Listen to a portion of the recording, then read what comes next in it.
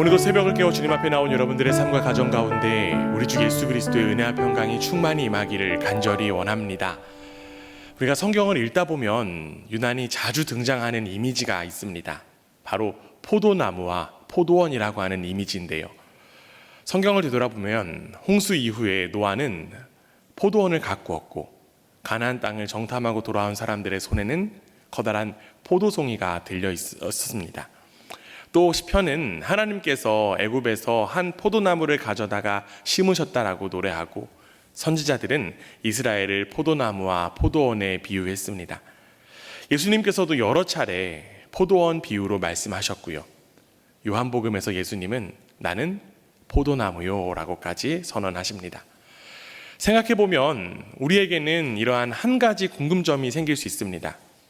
왜 성경은 하나님의 백성을 이야기할 때 포도나무와 포도원 이미지를 이렇게 자주 사용하는 것일까요? 포도가 많이 나와서 그런 것일까요?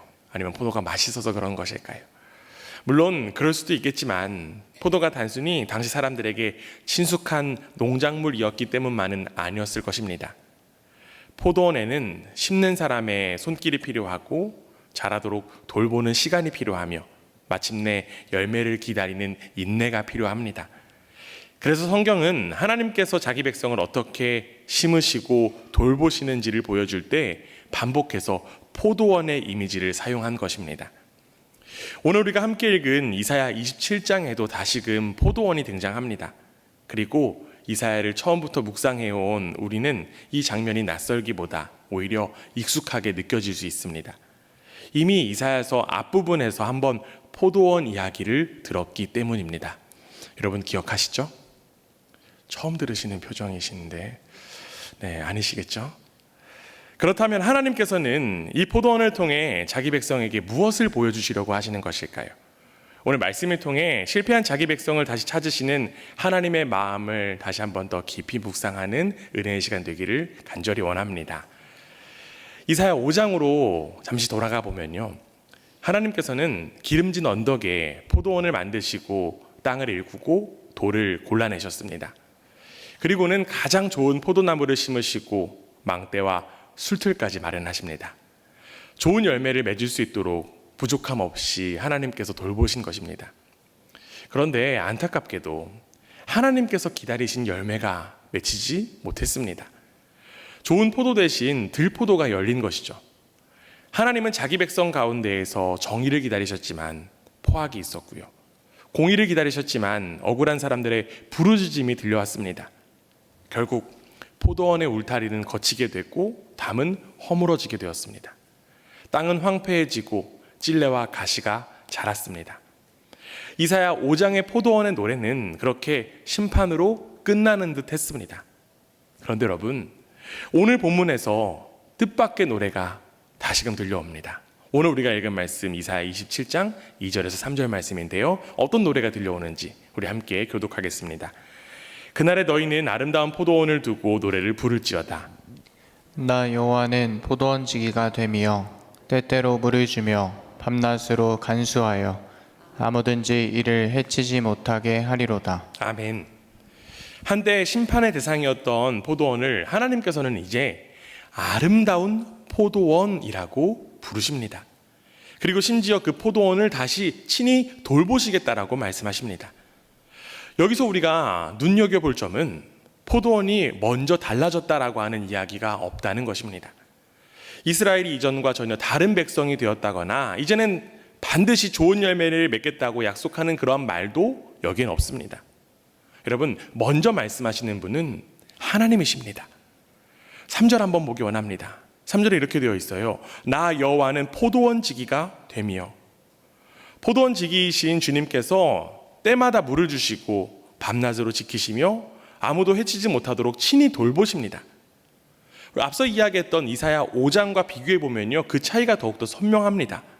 5장에서는 하나님께서 포도원의 울타리를 걷어내셨지만 이제는 친히 지키십니다. 비가 내리지 않게 하셨던 그 하나님께서 이제는 직접 물을 주십니다. 한때 황폐해졌던 이 포도원을 다시 하나님께서 자신의 손으로 직접 돌보시는 것입니다.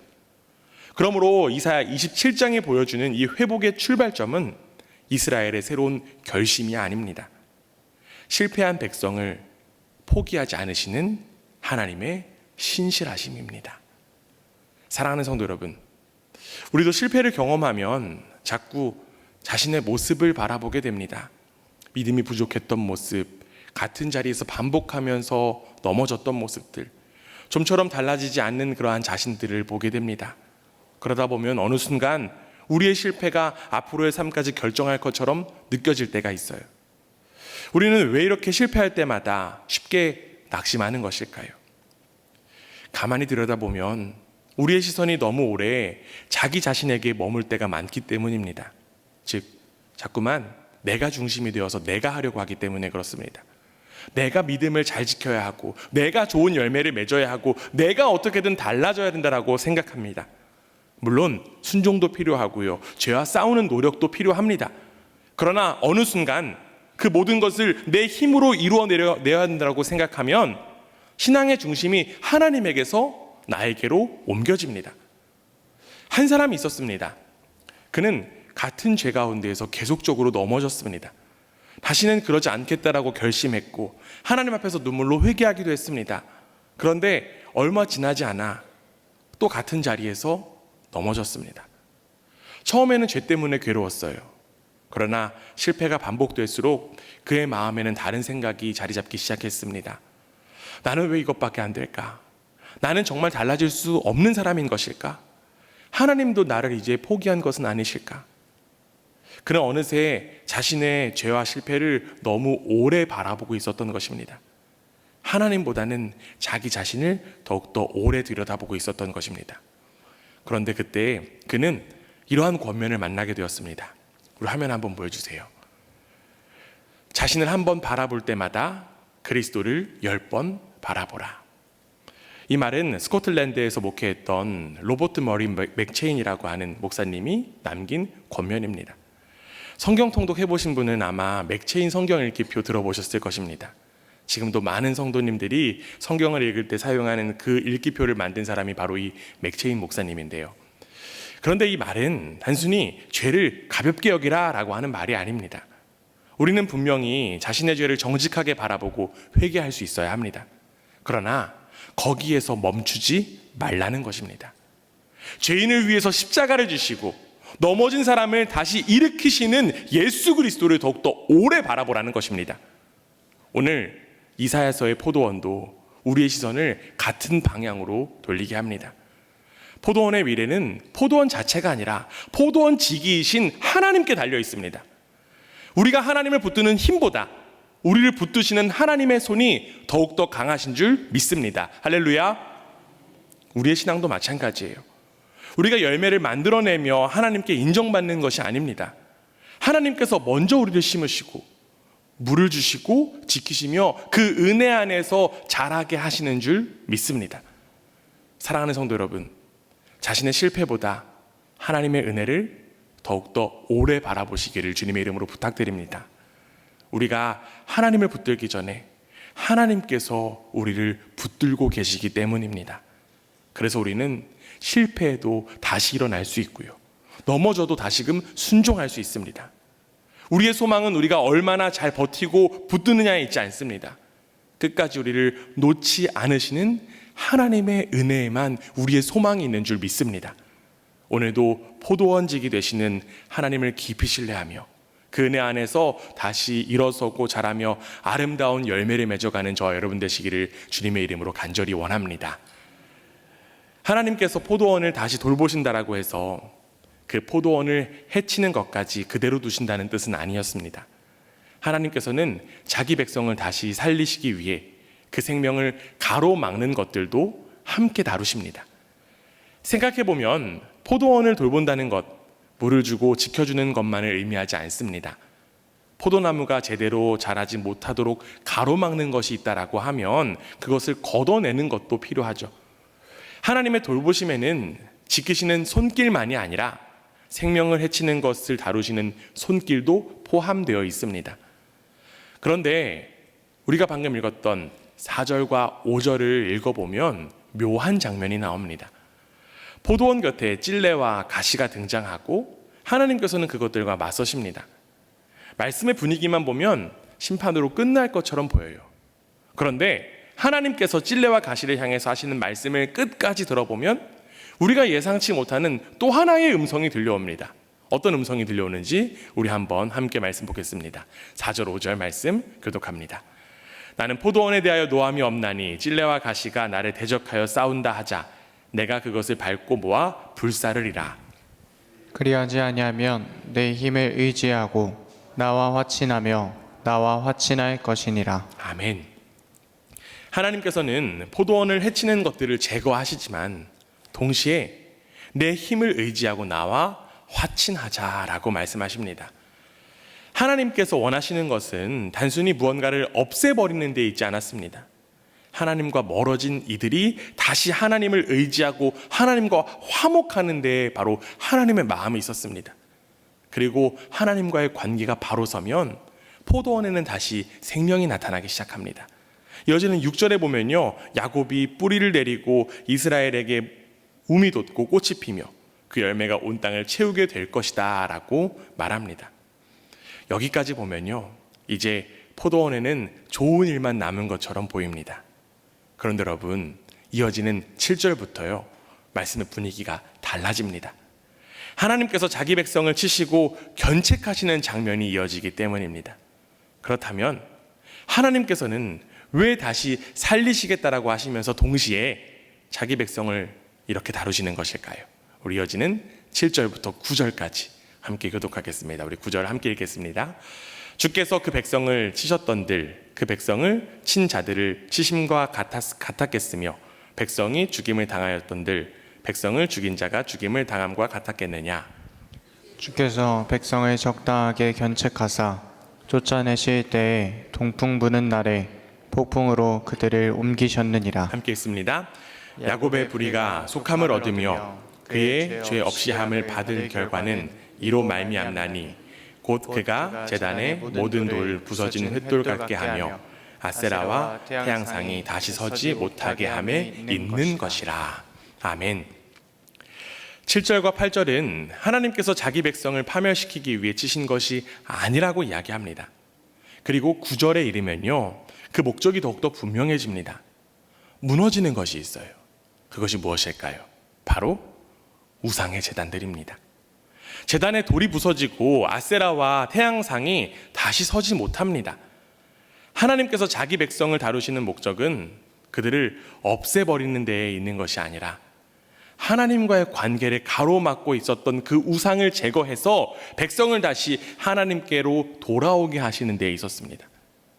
여기서 우리는 죄의 문제를 조금 더 깊이 바라볼 필요가 있습니다. 우상 숭배는요, 단순히 우상의 형상을 만들어 놓고 그 앞에 절하는 행위만을 의미하지 않습니다. 그 밑바닥에는 우리의 사랑이 어디를 향하고 있는가의 문제가 놓여 있습니다. 우리 함께 따라해 볼까요? 우리의 사랑이 어디를 향하고 있는가? 사람은 결국 사랑하는 것을 향해서 움직이게 됩니다.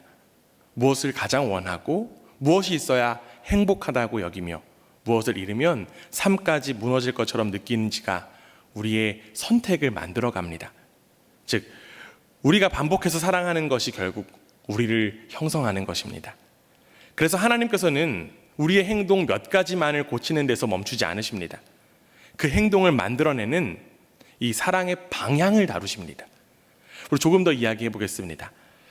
돈이 있어야 내 미래가 안전하다라고 믿기 시작하면 돈은 하나님이 계셔야 할 그 자리를 차지할 수 있습니다. 사람들의 인정이 있어야 내가 가치 있는 사람이라고 느낀다라고 하면 어느새 사람들의 평가가 우리의 마음을 지배합니다. 건강과 자녀, 안정된 미래도 귀한 선물이지만 그것이 흔들릴 때 하나님까지 사라진 것 같이 느껴진다라고 하면 선물이 하나님보다 더 큰 자리를 차지하고 있는 것은 아닌지 돌아볼 필요가 있습니다. 물론 그 과정들은 아픕니다. 우리가 안전하다라고 믿었던 것들이 흔들리고 의지하던 것들이 흔들릴 때 우리는 하나님께 하나님 왜 그러십니까? 라고 묻게 됩니다. 그러나 모든 고난을 개인의 특정한 죄에 대한 직접적인 징계다라고 단정해서는 안 됩니다. 성경은 우리의 모든 아픔을 그렇게 단순하게 설명하진 않습니다. 그럼에도 불구하고 삶이 흔들릴 때 하나님 앞에서 우리의 마음을 살피는 것 너무나도 필요하고 중요합니다. 주님, 나는 지금 무엇을 가장 깊이 사랑하고 있습니까? 무엇을 주님보다 더욱더 의지하며 살아가고 있습니까? 그런데 우리의 사랑은 결심만으로 바로잡히지 않습니다. 바로 여기에서 복음이 더욱더 선명해집니다. 앞에서 이야기했듯이 하나님께서는 우리가 사랑의 방향을 바로 잡은 뒤에야 받아주시는 분이 아니기 때문입니다. 하나님께서는 자신과 멀어졌던 우리에게 예수 그리스도 안에서 친히 찾아오셔서 화목의 길을 먼저 열어주셨습니다. 우리가 하나님을 사랑하기 전에 하나님께서 우리를 먼저 사랑하셨습니다. 여러분 믿으십니까? 그러므로 우리의 변화는 하나님께 사랑받기 위한 노력이 아닙니다. 이미 하나님의 사랑받은 사람이 그 은혜 안에서 다시 하나님을 사랑하는 법을 배워가는 과정입니다. 사랑하는 성도 여러분, 하나님께서 우리에게 먼저 찾아오셨고 그 은혜 안에서 우리의 마음을 다시 하나님께로 향하게 하시는 줄 믿습니다. 오늘도 우리 안에 자리 잡은 잘못된 사랑과 의존을 성령의 빛 가운데에 내려놓고 우리를 먼저 사랑하신 주님을 더욱더 깊이 사랑하며 그 은혜 안에서 날마다 새롭게 빚어가는 저 여러분 되시기를 주님의 이름으로 간절히 원합니다. 하나님께서 우리의 사랑을 바로 잡으실 때 자연스럽게 한 가지 질문이 남습니다. 하나님께서는 그렇게 자기 백성을 돌보시고 우상을 무너뜨리시며 마음을 다시 하나님께로 향하게 하셔서 결국 어떤 백성으로 세우게 하시려는 것일까요? 10절과 11절에는 먼저 하나님을 떠난 세상이 어디에 이르는지가 나타납니다. 이사야는 그것을 한때 견고한 성읍이 황폐해진 모습으로 보여주는데요. 우리 한번 직접 읽어보겠습니다. 10절, 11절 말씀 함께 교독합니다. 대저 견고한 성읍은 적막하고 거처가 황무하며 버림받아 광야와 같은즉 송아지가 거기에서 먹고 거기에 누우며 그 나뭇가지를 먹어 없이 하리라. 가지가 마르면 꺾이나니 여인들이 와서 그것을 불살할 것이라. 백성이 지각이 없으므로 그들이 지으시니가 불쌍히 여기지 아니하시며 그들을 조성하시니가 은혜를 베풀지 아니하시리라. 아멘. 10절에 보면 견고한 성읍이라고 하는 표현이 나오는데요. 이 견고한 성읍은 스스로 안전하다고 여겼던 인간의 힘을 보여줍니다. 크고 단단해 보였지만 결국 황무지가 되죠. 또한 이어지는 11절은 그 이유를 단순히 힘이 부족했기 때문이다라고 이야기하지 않습니다. 어떻게 이야기하나요? 백성이 지각이 없으므로. 그들은 자신들을 지으신 하나님을 알지 못했습니다. 하나님을 삶의 중심에서 몰아낸 인간은 더욱더 견고한 것을 만들면 안전할 것이라고 생각합니다. 또한 더욱더 내가 많이 가지면 흔들리지 않을 것 같고 더욱더 높은 자리에 올라가면 두렵지 않을 것이라고 생각합니다. 그러나 이사야는 하나님을 떠난 견고함이 결국 우리를 지켜줄 수 없다라고 선언합니다. 하나님을 대적하는 힘과 제국을 상징하는 이 견고한 성읍은 결국 하나님 앞에서 무너집니다. 그런데 이사야 27장의 마지막 장면은 무너진 성읍으로 끝나지 않습니다. 폐허 너머에서 하나님께서 다시금 자기 백성을 찾으십니다. 우리 12절, 13절 함께 교독합니다. 너 이스라엘 자손들아, 그날에 여호와께서 창일하는 하수에서부터 애굽 시내까지 과실을 떠는 것 같이 너희를 하나하나 모으시리라. 그날에 큰 나팔을 불리니 수르 땅에서 멸망하는 자들과 애굽 땅으로 쫓겨난 자들이 돌아와서 예루살렘 성산에서 여호와께 예배하리라. 아멘. 우리 12절에 보시면요, 12절에는 굉장히 아름다운 표현이 하나 나옵니다. 너희를 하나하나 모으시리라. 이스라엘은 흩어져 있었습니다. 아수르에도 있었고 애굽에도 있었어요. 제국의 힘에 밀려서 고향을 떠났고 어디에 있는지조차 알기 어려울 만큼 멀리 흩어져 있었습니다. 그런데 여러분, 하나님에게는 잊힌 사람이 없습니다. 하나님께서는 자기 백성을 이름 없는 무리로 바라보지 않으십니다. 하나하나 찾아 모으시는 분이 바로 하나님이십니다. 멀리 있는 사람도 흩어진 사람도 돌아올 길을 잃어버린 사람도 하나님께서는 모두 아십니다. 그리고 큰 나팔을 울려 자기 백성을 다시금 부르십니다. 하나님께서 그들을 다시금 부르시는 목적은 단순히 고향으로 돌려보내는 데 있지 않습니다. 13절의 마지막 이렇게 끝이 나죠. 13절 마지막 보시면 이렇게 되어 있습니다. 여호와께 예배하리라. 이것이 바로 이사야 27장이 바라보는 회복의 마지막 장면, 바로 예배입니다. 하나님께서는 자기 백성을 돌보시고 그들의 사랑을 바로잡으시며 마침내 다시 하나님 앞에 예배하는 백성으로 세우십니다. 사랑하는 성도 여러분, 예배는 단지 정해진 시간에 드리는 그런 종교적 행위만이 아닙니다.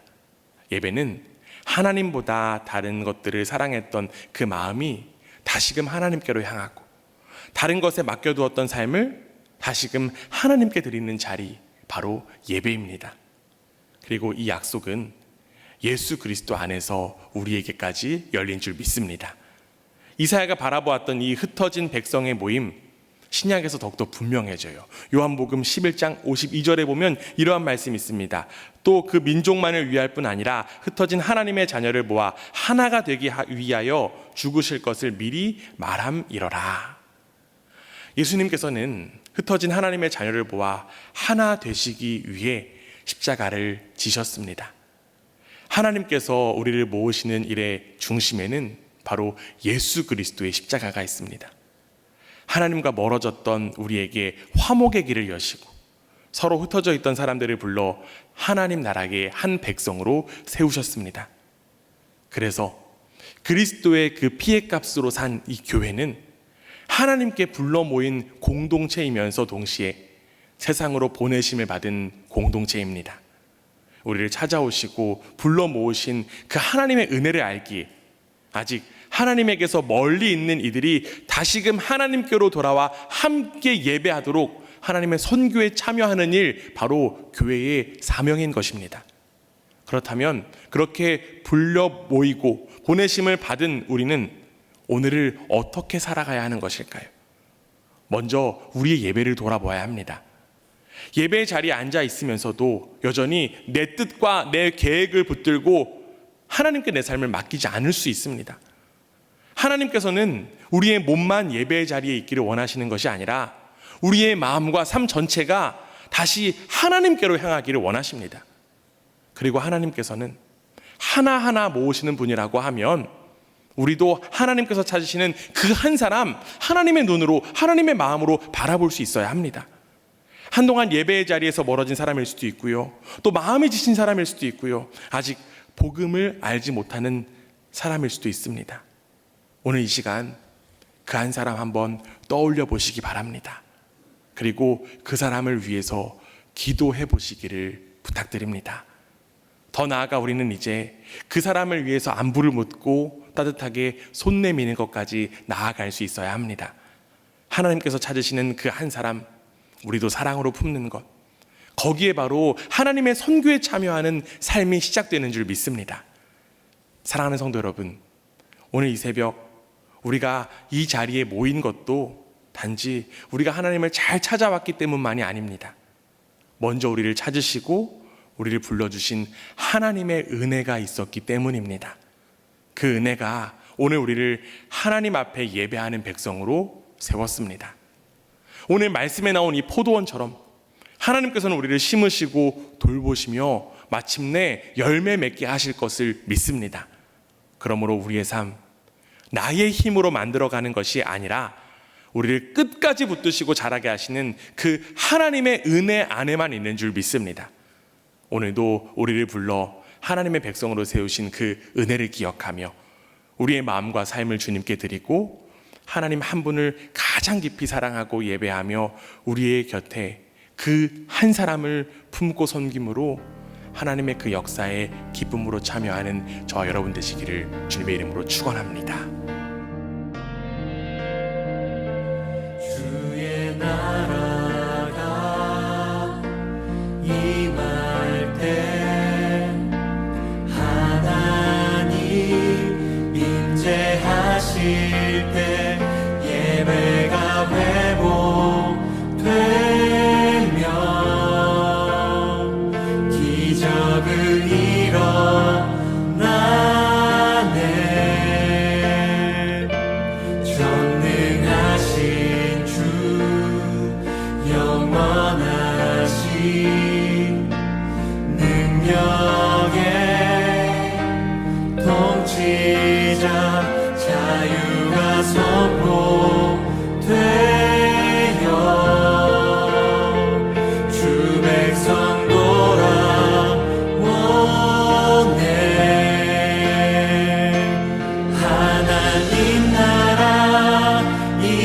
하소서.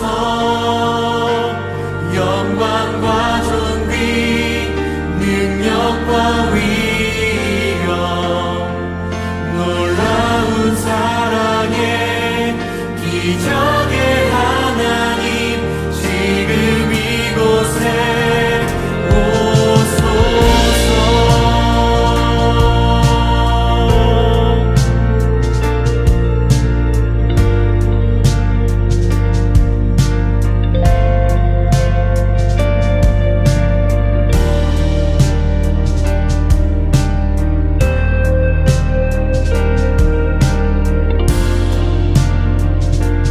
우리 함께 같이 고백하도록 하겠습니다.